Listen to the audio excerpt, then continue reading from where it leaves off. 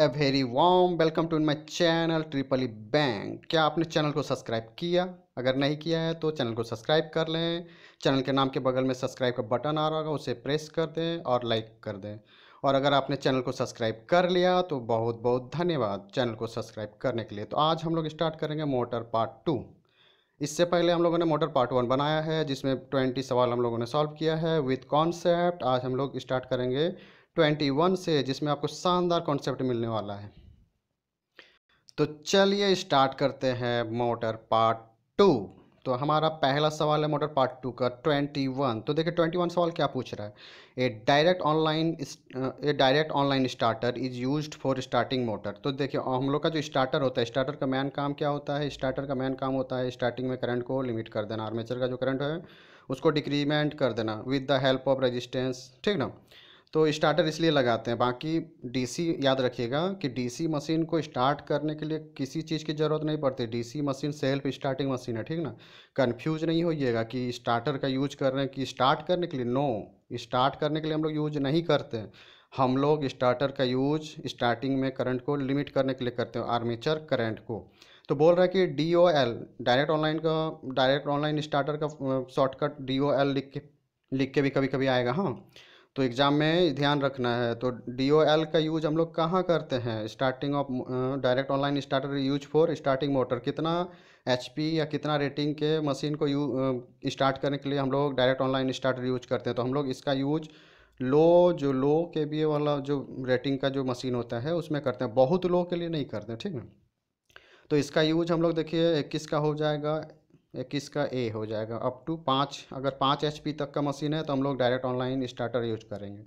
तो देखिए ये और एक चीज़ याद रखिएगा कि HP मतलब क्या होता है? Horse power. 1 HP बराबर, देखिए 1 HP बराबर होता है 746 वाट, क्योंकि हम लोग हमेशा वाट में ही कैलकुलेशन करते हैं। तो ये 746 लिखना उतना अच्छा नहीं लग रहा था, इसलिए इसको क्या बोलते हैं, जो साइंटिस्ट थे उन्होंने क्या किया, 1 HP नाम रख दिया, ठीक ना, हॉर्स पावर 1 HP। इसको याद रखना है क्योंकि कभी कभी पूछता भी है बेसिक में। अब देखिए 22 सवाल क्या पूछ रहा है। If the speed of DC shunt motor is increased. बोल रहा है कि अगर DC शंट मोटर का speed increase the back EMF of the motor will. बोलता है कि DC शंट मोटर का स्पीड अगर इंक्रीज हो जाएगा तो बैक EMF क्या होगा।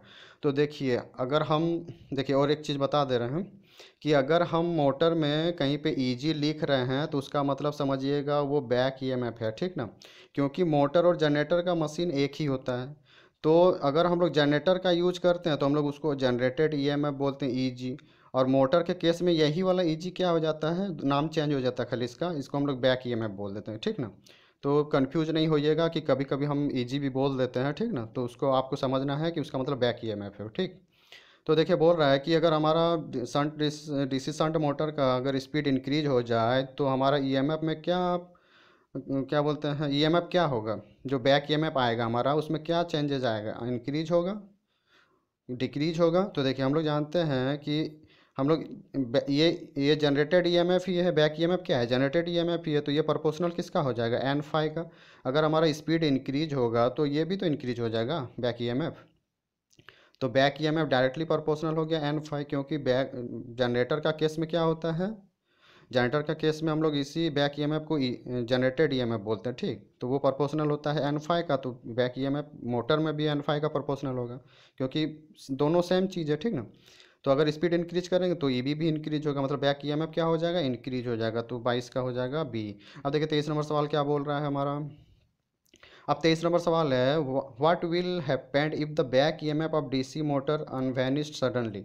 बोल रहा है कि क्या होगा अगर बैक EMF तो मतलब अचानक से ख़त्म हो जाए या जीरो हो जाए। तो हम लोग एक फार्मूला क्या जानते हैं, I बराबर IA आर्मेचर करंट बराबर क्या जानते हैं, V terminal voltage minus back EMF upon RA। अगर बैक EMF अचानक से जीरो हो जाए तो क्या होगा, IA हाई हो जाएगा बहुत ज़्यादा। इसी को तो हम लोग स्टार्टिंग में क्या हो रहा था, स्टार्टिंग में मशीन घूमता नहीं तो फ्लक्स कट होता नहीं है, फ्लक्स कट होगा नहीं तो बैक EMF आएगा नहीं। आर्मेचर का जो फील्ड वाइंडिंग है वो तो फ्लक्स दे रहा होगा, ठीक ना। फील्ड वाइंडिंग जो हमारा है वो क्या करेगा, फ्लक्स दे रहा होगा, लेकिन ये जो आर्मेचर है वो घूम नहीं रहा स्टार्टिंग में। तो स्टार्टिंग में घूम नहीं रहा तो फ्लक्स कट नहीं हो रहा, फ्लक्स कट नहीं होगा तो इसमें कोई वोल्टेज आएगा नहीं, आएगा ना, करंट फ्लो होगा कुछ भी। तो स्टार्टिंग में बैक ईएमएफ जीरो रहता है, इसलिए हम लोग स्टार्टर का यूज करते हैं कि करंट को लिमिट करना है। तो बोल रहा है कि अगर अचानक से बैनिश हो जाए, मान लो मशीन चल रहा है, बैक ईएमएफ था मेरे पास, अचानक से कुछ हुआ कि बैक ईएमएफ खत्म हो गया, तो क्या होगा, तो करंट का वैल्यू हाई हो जाएगा। तो देखिए वही आंसर में क्या आ जाएगा, तो इसका आंसर हो जाएगा द आर्मेचर में भी burn, the motor will be continue to run. अगर देखिए आई ए का वैल्यू ज़्यादा हो जाएगा, बहुत ज़्यादा, अगर किसी वायर से मान लीजिए 5 एम्पियर का इसका रेटिंग है और इसका मान लीजिए 10 एम्पियर फ्लो करवाने लगे, तो वायर ख़त्म हो जाएगा, कंडक्टर क्या हो जाएगा, बर्न हो जाएगा, ख़त्म, लाइफ ही ख़त्म हो जाएगा, मतलब जल के ख़त्म हो जाएगा। वाइंडिंग जल जाता है ना मोटर के अंदर, कभी कभी देखिएगा, तो फिर हम लोग ले जाकर रिपेयर करवाते हैं, वाइंडिंग करवाते हैं।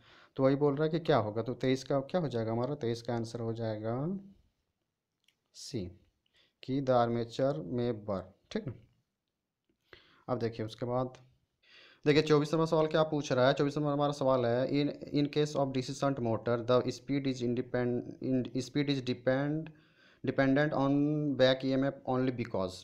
बोल रहा है जो डीसी शंट मोटर है उसका जो स्पीड है वो किस पे, बैक ईएमएफ पे डिपेंड करता है, क्यों, ओनली, ठीक ना, सिर्फ बैक ईएमएफ पे डिपेंड करता है, क्यों, क्योंकि देखिए जो हमारा डीसी शंट मोटर, इसमें एक चीज़ जान लीजिएगा, डीसी शंट अगर बात आ गया तो शंट में क्या होता है, कांस्टेंट होता है। तो मोटर का केस है तो मोटर में क्या होगा, स्पीड कांस्टेंट होगा। अगर जनरेटर रहता है तो जनरेटर में क्या होता है, ईएमएफ कांस्टेंट होता है।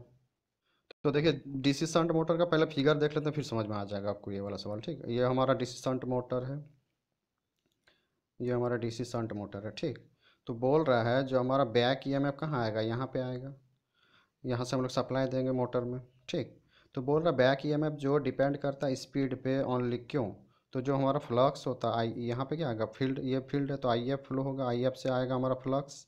ठीक, तो जो इसमें फ्लक्स होता है वो पार्टिकुलरली कांस्टेंट होता है, जो डीसी शंट मोटर है ना उसमें फ्लक्स हमारा कांस्टेंट होता है, जिस कारण से जो हमारा बैक ईएमएफ है वो ओनली स्पीड पे डिपेंड करता है, क्योंकि बैक ईएमएफ प्रोपोर्शनल क्या हो गया, एन फाई। अब फ्लक्स हम जानते हैं कि डीसी शंट मोटर जो है, डीसी शंट मोटर, उसमें फ्लक्स हमारा कांस्टेंट है, तो ई बी डायरेक्टली प्रोपोर्शनल किसका हो जाएगा, एन का ही ना होगा, स्पीड का। तो वही पूछ रहा कि ओनली एन पे क्यों डिपेंड करता है, स्पीड पे क्यों डिपेंड करता है। ठीक, तो आपको समझ में आ गया होगा, क्योंकि इसका फ्लक्स जो होता है कांस्टेंट होता है डीसी शंट मोटर में। तो 24 का हो जाएगा हमारा डी। अब देखिए 25 नंबर क्या बोल रहा है, 25 नंबर का सवाल है हमारा। तो देखिए 25 नंबर हमारा बोल रहा है कि in a DC shunt motor under the condition of maximum power, ठीक, the current in the armature will भी क्या होगा। तो बोल रहा है कि अगर डीसी शंट मोटर है, हमारा डीसी शंट मोटर है, तो हमको मैक्सिमम पावर चाहिए, तो करंट उस टाइम में क्या होगा, तो करंट हो जाएगा फुल लोड करंट से भी ज़्यादा होता है। ठीक, जो हमारा फुल लोड करंट होता है उससे, क्योंकि maximum power is equal to क्या आएगा, ये पावर जो हमारा डेवलप होता है वो E B into I A होता है। ठीक, तो जब मैक्सिमम करना होगा तो उस टाइम पे क्या होगा, फुल लोड से भी ज़्यादा करना पड़ेगा हमको आर्मेचर या लोड का करंट को। ठीक, तो वही है कि more than full load current, कि बोल रहा है कि the current in the armature में क्या होगा, तो more than full load current होगा। 25 नंबर का हो जाएगा हमारा डी। अब देखिए 26 नंबर क्या बोल रहा है, which DC motor will have least percentage increase of increase of input current. तो बोल रहा है कि देखिए पूरा सवाल तो यहाँ नहीं कंप्लीट हुआ। Which DC motor will have least percentage increase of input current the same for the same percentage increase in the क्या टॉर्क। तो कौन सा मशीन है जिसमें हम लोग अगर थोड़ा सा अगर आर्मेचर का करंट को, इनपुट करंट को इंक्रीज करेंगे, ठीक, तो हमारा for the same percentage increase in torque. तो बोल रहा है कि थोड़ा अगर हम लीस्ट परसेंटेज इंक्रीज करेंगे हम लोड में या आर्मेचर करंट में, लोड देखिए सीरीज जनरेटर में क्या होता है, लोड और आर्मेचर करंट दोनों एक ही होता है, ठीक ना। तो लीस्ट इंक्रीज करने पे सेम परसेंटेज इंक्रीज इन टॉर्क, तो देखिए यहाँ सेम अच्छा नहीं शो कर रहा है, यहाँ मोर होता तो बेस्ट होता। तो जो हमारा देखिए थोड़ा क्योंकि लीस्ट लिख दिया है तो यहाँ पे मोर करना चाहिए था उसको, ठीक ना, लेकिन सेम लिख दिया है तो थोड़ा सा मिस्टेक हुआ होगा। तो बोल रहा है कि अगर लीस्ट इंक्रीमेंट अगर हम लोग आईए में करेंगे तो मोर इंक्रीमेंट किस में होगा, टॉर्क में। तो कौन सा ऐसा मशीन, तो सीरीज मशीन में। क्यों, देखिए मोर क्यों होगा वो बता देते हैं, क्योंकि torque directly proportional phi into I A होता है। अब सीरीज जनरेटर में क्या होता है, फाई भी, शंट जनरेटर में फाई, देखो शंट जनरेटर जिस जो होता है उसमें फाई क्या होता है, आई एफ के प्रोपोर्शनल होता है, लेकिन हमारा जो सीरीज जनरेटर है उसमें सीरीज में फील्ड फ्लक्स जो हमारा फील्ड बाइंडिंग है सीरीज में लगा रहता है, तो उसमें आई ए प्रोपोर्शनल हो जाता है आई ए का, ठीक ना। तो आई ए डायरेक्टली प्रोपोर्शनल आई ए फाई के हो जाएगा, तो टॉर्क डायरेक्टली प्रोपोर्शनल किसका हो जाएगा, आई ए स्क्वायर का। तो अगर हम थोड़ा सा भी इंक्रीमेंट करेंगे, मान लीजिए हम आई में इंक्रीमेंट किए 2 एम्पियर का, तो टॉर्क में इंक्रीमेंट 4 गुना हो जाएगा, मतलब आई स्क्वायर होता है टॉर्क सीरीज जनरेटर में, ठीक। तो लीस्ट हम लोग इंक्रीमेंट कर रहे हैं, यहाँ मोर इंक्रीमेंट हो रहा है, तो वही पूछ रहा सवाल, लेकिन वहाँ सैम लिखा है तो थोड़ा सा प्रॉब्लम, मतलब मिस्टेक हुआ होगा टाइपिंग वगैरह में। तो सैम है तो चलिए रहने दीजिए, लेकिन आप याद रखिएगा कि अगर थोड़ा सा हम लोग कम इंक्रीमेंट करेंगे अगर लोड करंट में या आर्मेचर करंट में, तो क्या बोलते हैं टॉर्क इंक्रीमेंट हो जाता है बहुत ज़्यादा सीरीज जनरेटर में। तो इसका हो जाएगा 26 का हमारा हो जाएगा बी, ठीक ना, 26 का बी। अब देखिए 27 नंबर क्या बोल रहा है, these day DC motor are widely use in, बोल रहा है कि अभी के टाइम में डीसी जनरेटर का अधिकतम यूज कहाँ किया जा रहा है, वाइडली यूज कहाँ। तो डीसी मोटर का ज़्यादातर यूज कहाँ, इलेक्ट्रिक ट्रैक्शन में किया जाता है, क्योंकि डीसी मोटर में ना बहुत ज़्यादा हाई टॉर्क होता है, सीरीज मोटर जो सीरीज मोटर डीसी का है, क्योंकि यहाँ कोई स्पेसिफाई मोटर बोला नहीं है, तो सीरीज मोटर हम ले लेते हैं। सीरीज मोटर में क्या होता है, बहुत ज़्यादा हाई टॉर्क होता है, जैसे रेलवे स्टेशन में ट्रेन लगी हुई है, उसमें 5,000 आदमी चढ़ चुका है, तब उसको खींचने के लिए सोचे कितना न्यूटन का टॉर्क चाहिए, तो ऐसा टॉर्क कौन दे पाएगा, तो सीरीज मोटर दे पाता है, तो वाइडली यूज वहीं पे हो रहा है, ठीक ना, इलेक्ट्रिकल ट्रैक्शन में, मतलब रेलवे वगैरह में। अब देखिए तो इसका 27 का आंसर हो गया हमारा सी।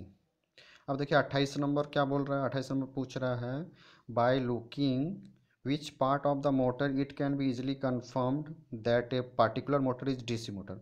बोल रहा है कि हम लोग कोई भी मशीन को देख रहे हैं, ठीक है, कि मशीन रखा हुआ आपके आपके पास, अब हम उसको देख के कैसे बताएंगे कि वो डीसी मोटर है, कैसे कंफर्म करेंगे। तो देखिए डीसी मोटर को कंफर्म करने के लिए हमको देखना होगा कि उसमें कम्यूटेटर और ब्रश लगा हुआ है, तो ये कम्यूटेटर सेगमेंट क्या बोलते हैं, कम्यूटेटर अरेंजमेंट हो जाएगा अगर ये है।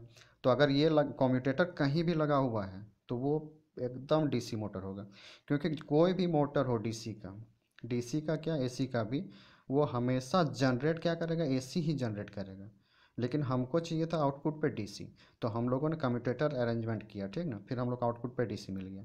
अगर हम लोग को आउटपुट पे एसी लेना था तो हम लोग कम्यूटेटर वगैरह कुछ नहीं लगाते, डायरेक्ट ले लेते, कुछ ऐसा अरेंजमेंट करके जो घूमते हुए पार्ट से हमको डायरेक्ट एसी प्रोवाइड करते, तो हम लोग वहाँ पे स्लिप रिंग ले लेते हैं, इन रिंग ले लेते हैं, लेकिन यहाँ पे डीसी मोटर में हम लोग क्या करते हैं, स्प्लिट लेते हैं, टूटा हुआ, और टूटा हुआ लेते हैं ताकि बीच में टूटा हुआ रहे, तो हमको आउटपुट पे एसी मिले, डीसी मिल जाए। लेकिन अगर एसी लेना हो तो हम टूटा हुआ नहीं लेंगे, हम एकदम पूरा गोल लेंगे रिंग टाइप का, ठीक ना, स्लिप। तो वही बोल रहे हैं कौन सा पार्ट देख के हम बता सकते हैं कि ये डीसी मोटर है, पार्टिकुलरली कौन सा पार्ट देख के, तो कंफर्म बता देंगे। अगर कम्यूटेटर वाला पार्ट हम लोग खोल के देखेंगे, कम्यूटेटर पार्ट लगा हुआ है, तो बोल देंगे ये हमारा कौन सा मोटर है, डीसी मोटर। तो देखिए अब 29 नंबर तो ये हो गया सी हमारा, 28 का सी। अब 29 नंबर सवाल क्या पूछ रहा है, in which of the following application DC series motor is invariably tried, बोल रहा है कि ऐसा कौन सा एप्लीकेशन है जिसमें डीसी मोटर क्या हो जाता है, थक जाता है। तो देखिए मतलब लगातार हम उसमें मतलब देना पड़ता सप्लाई, तो जो हम लोग क्या बोलते हैं, जो हम लोग का स्टार्टर, हाँ स्टार्टर फॉर कार, तो हम लोग जो कार स्टार्ट करते हैं ना उसमें डीसी मोटर जो है हमारा, तो इसका हो जाएगा हमारा 29 का हो जाएगा ए, स्टार्टर फॉर ए कार। इसमें लगातार जो है ना हम लोग कोशिश करता रहता है और थकता जाता है DC motor, DC series motor, ठीक ना। तो अगर कार को हम स्टार्ट करेंगे, उसमें स्टार्टर का जो यूज किया गया है तो उसमें डीसी मोटर लगातार थकते जाता है, या उसका लगातार कोशिश जारी रहता है उसमें, ठीक है। तो 29 का हो गया डी, ये 29 का हो गया ए। अब 30 नंबर देख लेते हैं हम लोग।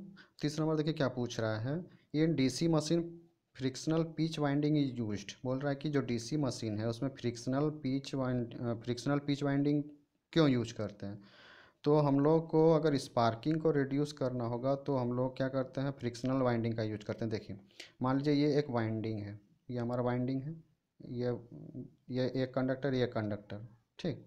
तो ये वाइंडिंग है मान लीजिए।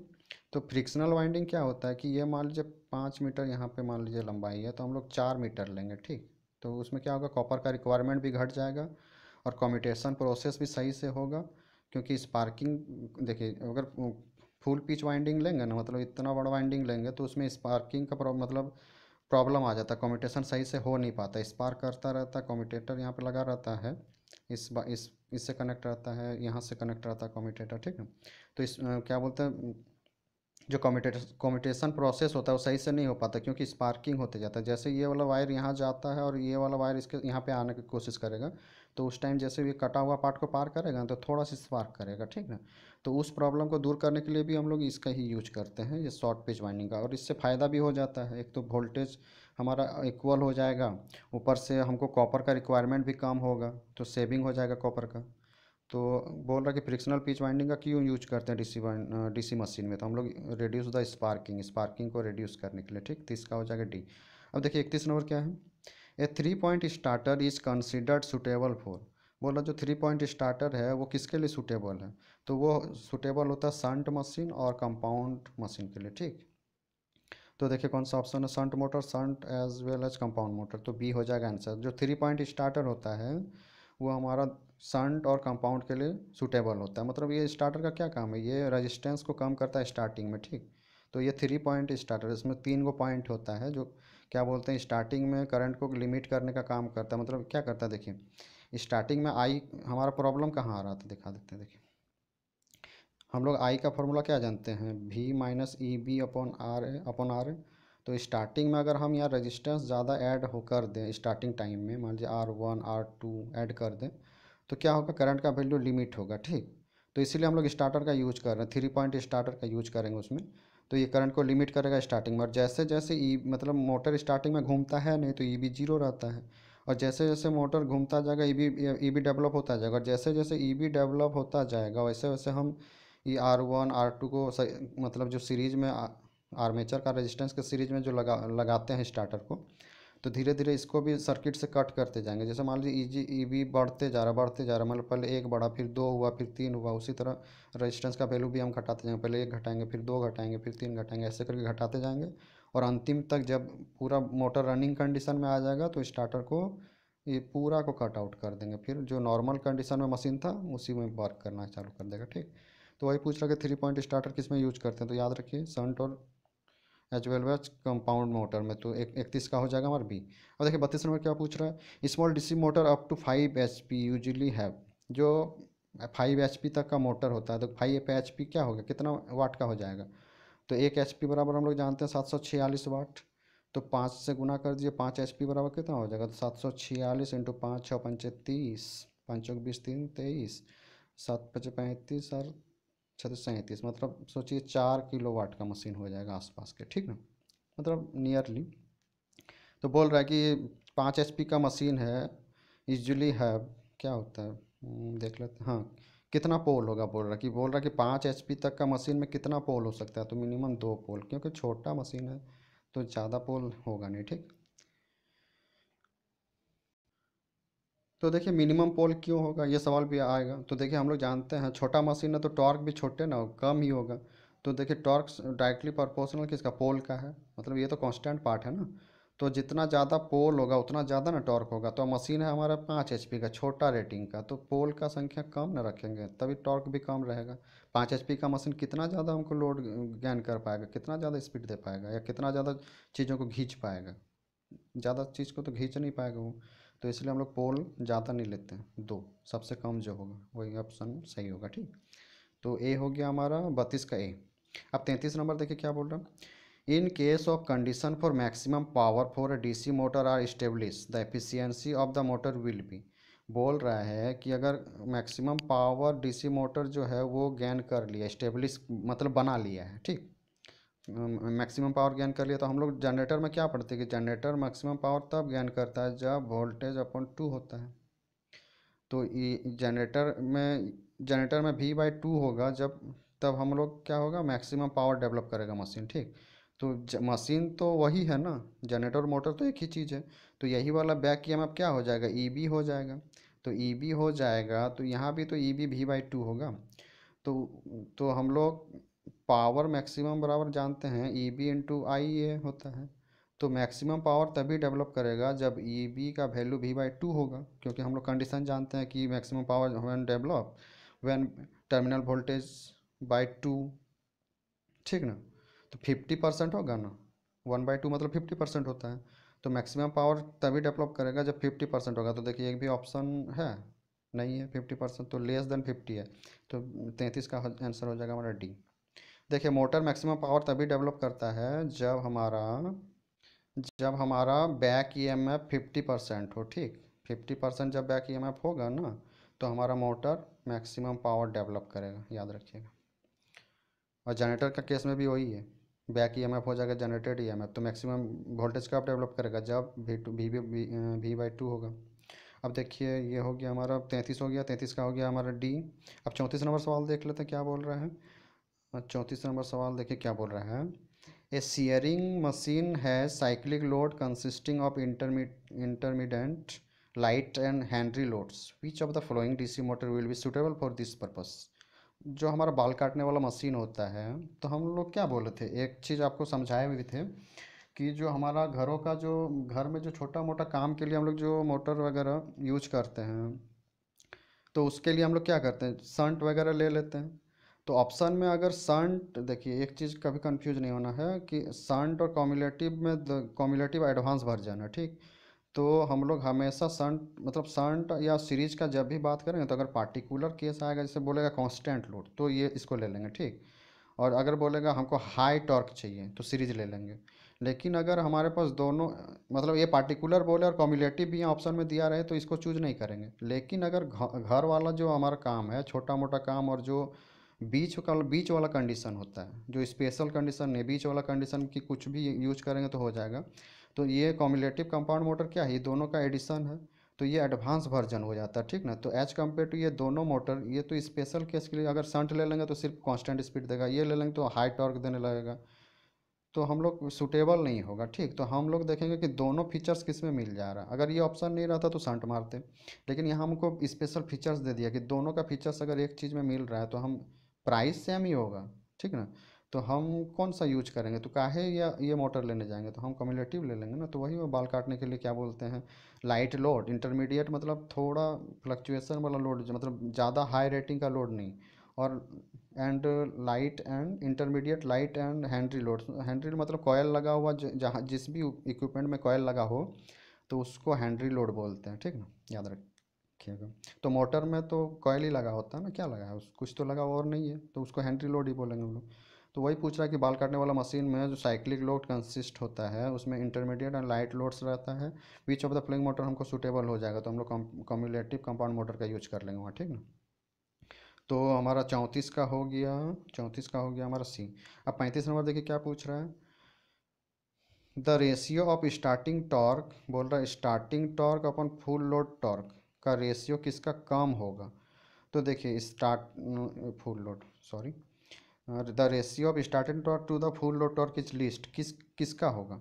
तो देखिए स्टार्टिंग में हमारा जो हमारा, तो देखिए इसमें ऑप्शन देख लेते हैं क्या दिया हुआ, सीरीज मोटर दिया हुआ। तो सीरीज मोटर में देखिए प्रॉब्लम क्या है, series motor torque proportional phi into I A होता है, ठीक।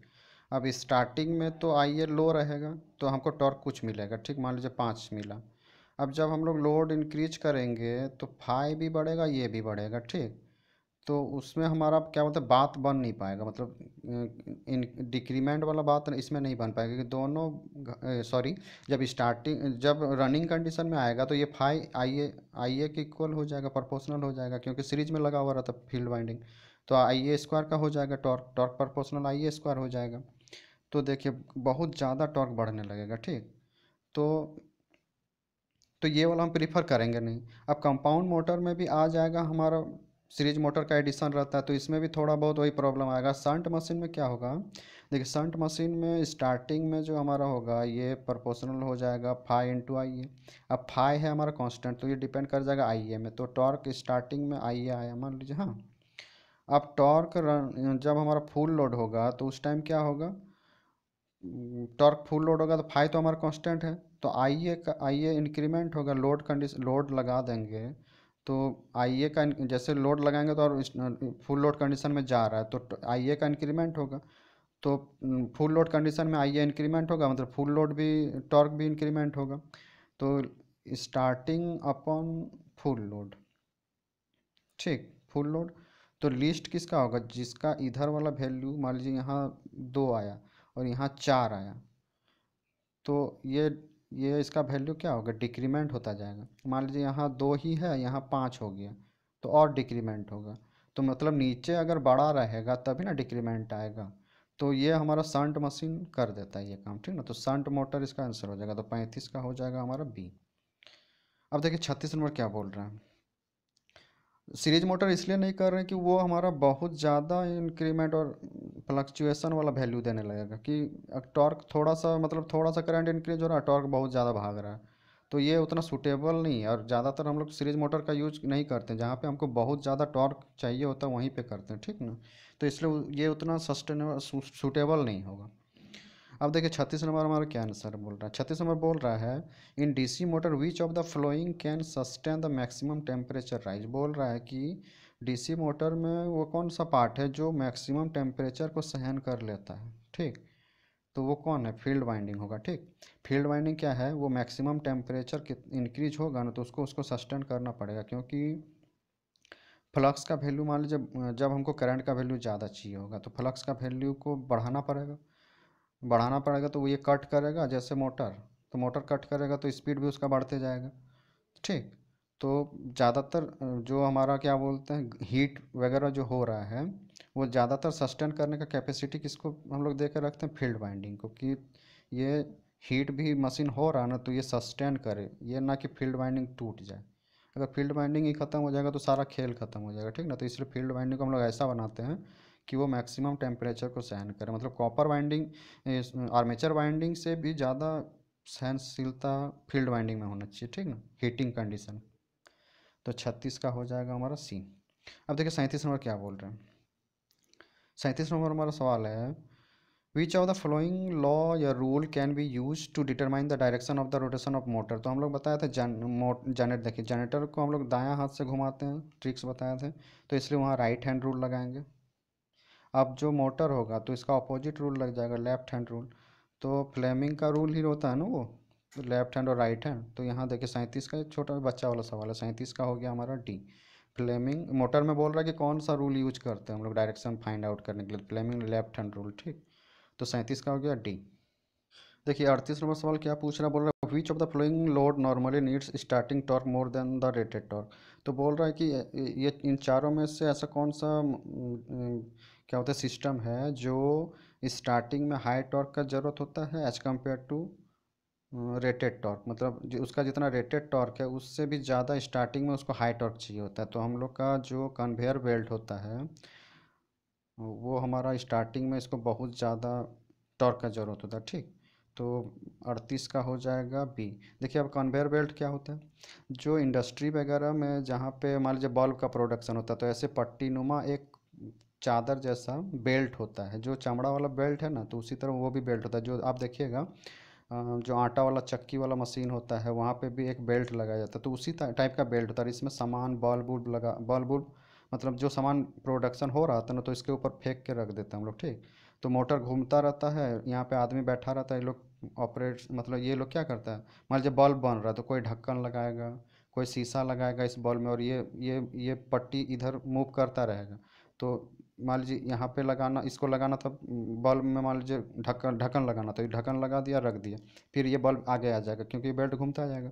फिर सेकंड पर्सन को मान लीजिए वो जो बल्ब के पीछे स्टील लगा रहता है उसको लगाना, तो ये सेकंड पर्सन लगाएगा, फिर ये चलता चलता एकदम लास्ट में जाके डब्बा में पैक होगा। तो ये जो बेल्ट लगा होता है ये मूव करता रहता है, पर्सन यहाँ बैठा रहता है।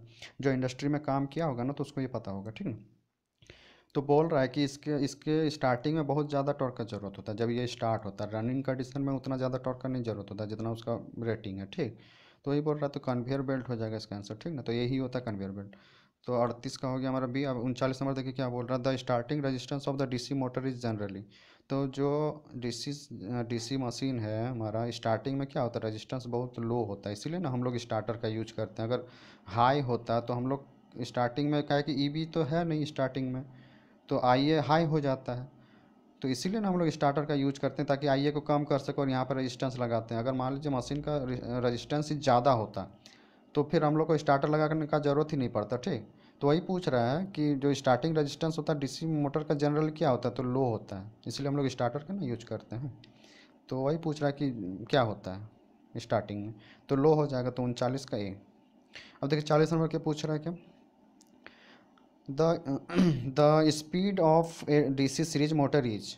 जो बोल रहा है स्पीड है डीसी सीरीज मोटर का, वो क्या होता है, proportional to the armature current, proportional to the square of the armature current, proportional to the field, inversely proportional to the armature current. तो देखिए सीरीज जनरेटर में क्या होता है, आई फ्लक्स जो होता है वो डायरेक्टली प्रोपोर्शनल आई ए के हो जाता है। अब हम लोग जानते हैं कि स्पीड इन्वर्सली प्रोपोर्शनल फ्लक्स होता है, तो आई ए इसके प्रोपोर्शनल है तो इसके जगह पे आई ए हम लिखेंगे, तो स्पीड इन्वर्सली प्रोपोर्शनल हो जाएगा आर्मेचर करंट का, ठीक। जो डीसी सीरीज मोटर है उसमें सीरीज में ही आई ए के प्रोपोर्शनल होता है, लेकिन हर एक जो शंट मोटर होगा वहाँ फ्लक्स किसके प्रोपोर्शनल होगा, फील्ड करंट का, याद रखिएगा। और यहाँ फील्ड करंट और आई ए दोनों एक ही होता है सीरीज में, इसीलिए ये आई ए के प्रोपोर्शनल हुआ, ठीक है। तो इन्वर्सली प्रोपोर्शनल आर्मेचर करंट का हो जाएगा डी, तो 40 का हो जाएगा हमारा डी। अब देखिए 41 नंबर क्या बोल रहा है, in a DC series motor if the armature current is reduce by 50% the torque of the motor will be equal to. बोल रहा है कि जो डीसी सीरीज मोटर है, तो डीसी सीरीज मोटर में हम लोग जानते हैं टॉर्क प्रोपोर्शनल टू होता है आई ए स्क्वायर। तो बोल रहा है कि अगर हमारा जो आर्मेचर करंट है उसको 50%, 50% का मतलब क्या होता है, 50% हटाएंगे तो 100, तो 1/2 होगा ना। तो बोल रहा है कि अगर हमारा 50% हो जाए आर्मेचर करंट तो टॉर्क क्या होगा, तो देखिए यहाँ पे क्या हो जाए, टॉर्क प्रोपोर्शनल टू 1/4 हुआ, 1/2 का होल स्क्वायर करेंगे तो 1/4, तो टॉर्क क्या हो जाएगा, मतलब चौथाई, एक चौथाई हो जाएगा। मतलब अगर टॉर्क पहले 100% था तो अभी कितना हो जाएगा, 25% हो जाएगा, ठीक। तो देखिए 25% होता प्रीवियस वैल्यू, ठीक, सी। तो 41 का हो जाएगा सी। अब देखिए 42 नंबर क्या बोल रहा है हमारा, 41 हो गया, सॉरी सॉरी सॉरी सॉरी, हाँ 41 हो गया। अब देखिए 42 नंबर क्या बोल रहा है। अब देखिए 42 नंबर है, the current drawn by the armature of DC motor is directly proportional to. तो बोलता है जो current drawn by the armature of the DC motor is directly proportional to, किसके प्रोपोर्शनल होता है, जो करंट होता है। देखिए torque proportional phi into I A होता है, ये कुछ नहीं है, ठीक है। आई ए होता है तो किसके प्रोपोर्शनल होता है, टॉर्क रिक्वायर्ड के प्रोपोर्शनल होता है ना, क्या बोलते हैं, आर्मेचर करंट। आर्मेचर करंट किसके प्रोपोर्शनल है, टॉर्क के प्रोपोर्शनल है, तो ए हो जाएगा, 42 का आंसर हो जाएगा ए, ठीक। इसमें देखिए आपको बोले थे ना वो 4-5 फार्मूला अगर आप याद रखें हैं पूरा, अभी तक जितना 2 लेक्चर बना है ना, हर एक जगह वही फार्मूला का यूज हो रहा है, इसलिए वो फार्मूला रामबाण है। आपको मतलब किसी तरह भी याद करना, अगर याद नहीं हो रहा तो हमने याद करने का वहाँ तरीका भी बताया, वो वीडियो को बार बार देखिए और किसी तरह जैसे भी हो, चाहे मर के आपको याद करना पड़े, लेकिन आपको फार्मूला याद करना है। उसके बाद आपका जो डीसी मोटर जो है ना इतना आसानी से बनेगा, मतलब आप बिलीव नहीं कर सकते, लेकिन आपको फार्मूला याद होना चाहिए, ठीक। तो आप देखिए 43 नंबर का सवाल क्या है। 43 नंबर हमारा सवाल है, the power mention on the name plate of the electric motor indicate. बोलता है कि जो, जैसे हम लोग मान लीजिए एक मोटर खरीद के लाएं, तो उस मोटर का एक नेम प्लेट होगा, ये मान लीजिए मोटर खरीद के हम लाएं मार्केट से, ठीक है, इससे उसका देखिएगा कहीं पे एक नेम प्लेट पे लिखा हुआ होगा, कुछ रेटिंग लिखा हुआ होगा, तो वो क्या इंडिकेट करता है, तो वो इंडिकेट करता है कि शाफ्ट में कितना पावर हमको मिलेगा, वो यहाँ पे लिखा हुआ रहता है, ठीक। तो देखिएगा अगर घर में मोटर लगा हुआ है ना, वहाँ उसका नेम प्लेट जाके देखिएगा आज, ठीक ना। तो देखिएगा कि उसमें क्या लिखा हुआ, तो उसमें जो भी लिखा हुआ होगा वो हमको दिखाएगा कि वो क्या है। देखिए वो होता है the output power available at the shaft, तो शाफ्ट पे कितना आउटपुट पावर मिलेगा वो वहाँ पे लिखा हुआ रहता है, ठीक ना। अब देखिए उसके बाद 44 नंबर क्या बोल रहा है, देखिए वार्ड लियोनार्ड मेथड तो कल हम लोग डिस्कस किए थे, तो आज इसमें ज़्यादा डिस्कस नहीं करेंगे, तो सिर्फ आपको क्या सवाल है वो बता दे रहा है। In Ward Leonard method the speed control of DC motor change in speed of the motor obtain by. बोल रहा है कि जो वार्ड लियोनार्ड मेथड में क्या होता है, एक मोटर, एक जनरेटर होगा, एक मोटर होगा, ठीक। और ये generator self excited, separately excited generator होता है, ठीक। तो इसका जो वीटी आएगा, आउटपुट आएगा, तो वही ना हम लोग मोटर में फीड करते हैं, तो वही सवाल पूछ रहा है कि वार्ड लियोनार्ड मेथड में मोटर, डीसी मोटर जो है उसका स्पीड को हम लोग कैसे कंट्रोल करते हैं। तो कैसे हम लोग वोल्टेज, टर्मिनल में जो वोल्टेज दे रहे हैं उसको कंट्रोल करते हैं यहाँ से, इस फील्ड से, सेपरेटली एक्साइटेड मशीन लेके, ठीक है, जनरेटर लिए हैं और जनरेटर को मोटर से, ये मोटर के बारे में हमको पूछ रहा है। तो इसका मोटर हम लोग क्या कंट्रोल कर पा रहे हैं, हम लोग टर्मिनल वोल्टेज को कंट्रोल कर रहे हैं, इसको कुछ छेड़छाड़ तो हम लोग करते नहीं, यहाँ कोई अरेंजमेंट ही नहीं लगाए, इसको खाली वोल्टेज दिए हुए। तो ward Leonard method voltage control method होता है, ठीक। वार्ड लियोनार्ड जो मेथड है उसका दूसरा नाम क्या है, वोल्टेज कंट्रोल मेथड। तो ये याद रखना। तो वही पूछ रहा है कि DC motor change speed motor is obtain bye, किसके, मतलब डीसी मोटर में जो स्पीड का चेंजिंग होगा या कंट्रोलिंग करेंगे वार्ड लियोनार्ड मेथड के द्वारा, तो किसके द्वारा करेंगे। तो हम लोग क्या करेंगे, चेंज द फील्ड एक्साइटेशन नहीं। देखिए ये सब जितना भी चीज़ लिखा है ना मोटर के बारे में लिखा है, तो मोटर में हम लोग कुछ भी छेड़छाड़ नहीं करते, खाली टर्मिनल वोल्टेज में चेंज करते हैं। तो चेंज इन द सप्लाई होगा, तो ये दोनों सब, ये तो सब गलत है। आर्मेचर हम लोग मोटर में छेड़छाड़ किए कुछ नहीं, खाली टर्मिनल वोल्टेज में उसका छेड़छाड़ कर रहे हैं। तो आर्डिनो मेथड होता है वोल्टेज कंट्रोल मेथड, तो हम लोग चेंज इन सप्लाई वोल्टेज, ठीक ना। तो 44 का हो जाएगा हमारा डी। अब देखिए 45 क्या पूछ रहा है। आज हम लोग 50 तक कंप्लीट करने वाले इस वीडियो में, ठीक ना। तो देखिए 45 नंबर हमारा क्या, which DC motor has got maximum self loading properties.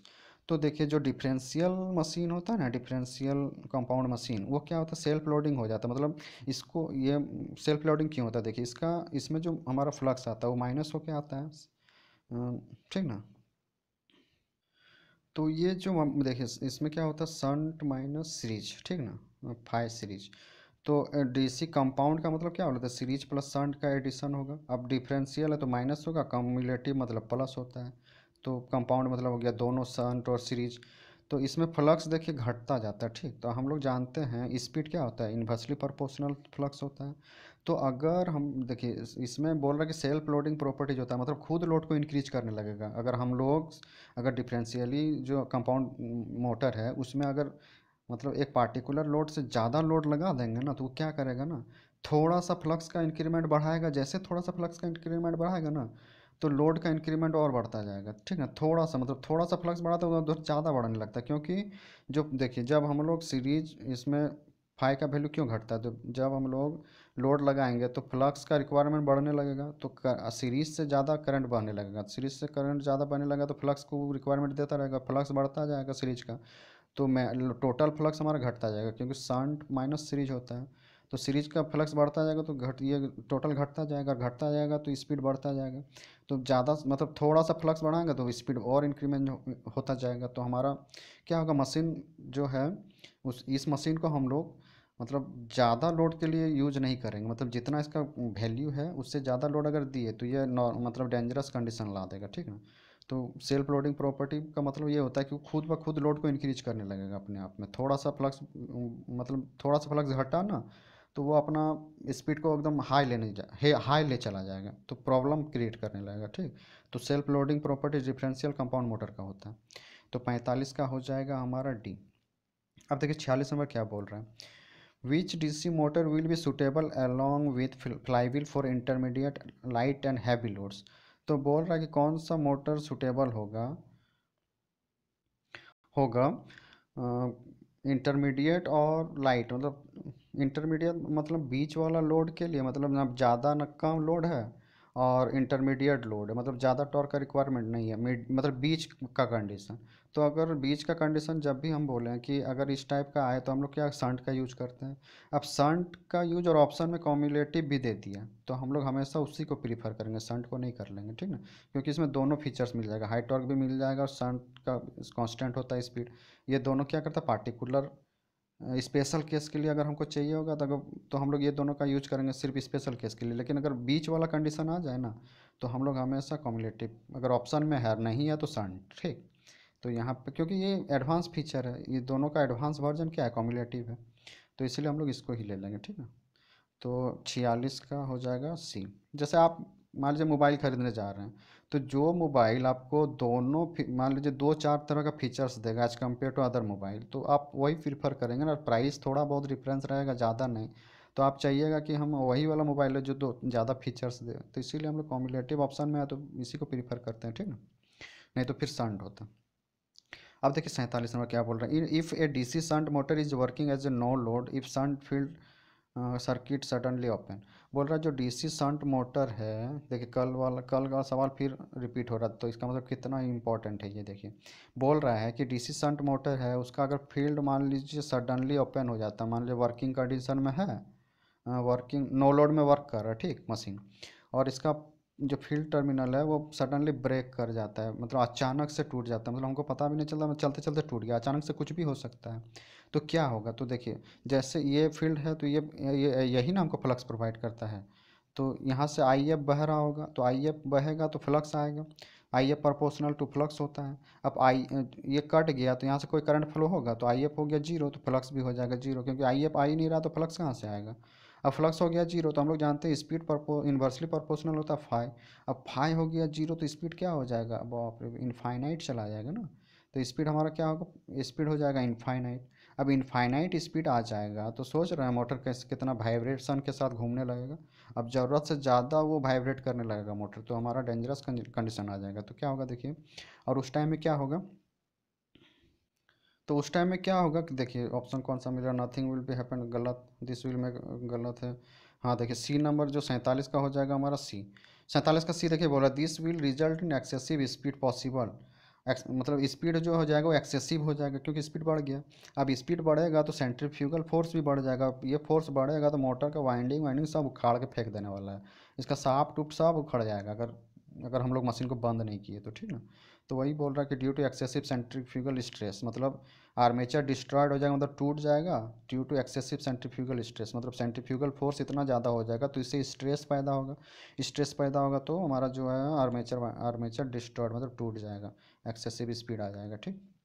तो 47 का हो गया सी। अब 48 नंबर देखिए बोल रहा है हमारा कि DC series motor are used, हम लोग डीसी सीरीज मोटर का यूज कहाँ करते हैं, where load is constant, constant load होगा तो हम लोग क्या शंट ले लेंगे। वेयर लोड चेंज फ्रिक्वेंटली नहीं, यहाँ भी नहीं करते। देखिए डीसी सीरीज मोटर का हम लोग यूज कहाँ करते हैं, जिसका टॉर्क जहाँ पे बहुत ज़्यादा का रिक्वायरमेंट होगा, जैसे क्रेन वगैरह हो गया, ट्रेन वगैरह, ट्रैक्शन वगैरह हो गया। अब क्रेन वगैरह में क्या होता है कि मान लीजिए कि गड्ढा में एक्सीडेंट हुआ गाड़ी का, अब गाड़ी को उठाना है, कितना ज़्यादा टन उन में लोड रहता है, तो उसको उठाने के लिए हम लोग इस सब मोटर का यूज करते हैं क्रेन वगैरह में, जो जेसीबी वगैरह में लगा के नहीं क्रेन बस वगैरह उठाने ले जाते हैं जो एक्सीडेंट हो जाता है, तो उसी में ज़्यादातर यूज करते हैं, ट्रैक्शन में यूज करते हैं जहाँ पे हाई टॉर्क होगा। तो डीसी सीरीज मोटर का यूज वहीं होता है। तो देख लेते हैं ऑप्शन में कहाँ है क्या, इधर तो होने वाला है नहीं ये दोनों option. Where constant operating speed is needed, नहीं, कांस्टेंट स्पीड अगर चाहिए होगा तो हम लोग करेंगे शंट का। नन ऑफ एबव सिचुएशन, तो डी हो जाएगा, तो हमारा 48 का हो जाएगा डी। अब 49 देखिए क्या बोल रहा है, for the same H P rating and full load speed flowing motor has poor starting torque. तो बोल रहा है कि जो चारों मोटर है सबका रेटिंग सेम एचपी का, मान लीजिए सब 2 एचपी का मोटर या 10 एचपी का मोटर मान लेते हैं, ठीक, और सबका फुल लोड स्पीड सेम है, तो कौन सा मोटर का स्टार्टिंग टॉर्क जो होगा वो पुअर होगा, मतलब अच्छा नहीं होगा, ठीक। तो देखिए जिसका देखिए टॉर्क प्रोपोर्शनल होता है फाई इंटू आई, या जिसका फाई और आई ये सही रहेगा वो सही काम करेगा, उसका पुअर नहीं होगा। लेकिन डिफरेंशियली में क्या होता है, फाई डिक्रीमेंट होता है क्योंकि माइनस होता है, संट माइनस सीरीज, तो यहाँ पे फाइव का डिक्रीमेंट होगा तो टॉर्क का भी तो डिक्रीमेंट होगा। तो पुअर कौन काम करेगा, ये सी काम करेगा, मतलब डिफरेंशियली कंपाउंडेड। तो 49 का हो जाएगा सी। अब 50 नंबर देख लेते हैं क्या है, in case of conductively compensated DC series motor the compensating winding is provide. तो हम लोग बोले थे कंपनसेटिंग वाइंडिंग का यूज कहाँ करते हैं, जो आर्मेचर लगा होता है उसके साथ सीरीज में लगाते हैं कंपनसेटिंग वाइंडिंग, ठीक ना, ताकि आर्मेचर रिएक्शन को कंट्रोल कर पाए। तो in separately wounded unit in parallel, parallel में तो नहीं करते हैं, इन सीरीज विथ, यस। तो 50 का हो जाएगा सी, कि in series with armature winding, compensating winding का यूज हम लोग सीरीज में करते हैं आर्मेचर में। और हम लोग पोल जो लगा होता है इंटरपोल का यूज कहाँ करते हैं हम लोग, इंटरपोल में भी सीरीज आर्मेचर के साथ सीरीज में वाइंडिंग रहता है, याद रखिएगा। जो आर्मेचर का वाइंडिंग होता है उसके वाइंडिंग के सीरीज के साथ ही हम लोग लगाते हैं इसमें वाइंडिंग। और प्लेस बोलेगा कहाँ करते हैं, तो प्लेस करते हैं हम लोग कहाँ, स्टेटर में, ठीक। तो हमारा हो गया 50 का सी। तो हम आशा करते हैं कि आपको लेक्चर अच्छा लगा होगा। तो थैंक यू फॉर वाचिंग। अगर आपने चैनल को सब्सक्राइब नहीं किया तो बार बार मैं कह रहा हूँ चैनल को सब्सक्राइब कर दें ताकि चैनल का ग्रोथ हो सके और आप लोगों को सारा कंटेंट फ्री में मिलता रहे, और वैसे स्टूडेंट तक ये चैनल पहुँच सके जिसको बहुत ही ज़रूरत है, जो कोचिंग एफर्ट नहीं कर पा रहे हैं। तो thanks for watching and like and share ज़रूर करें। तो बाय बाय।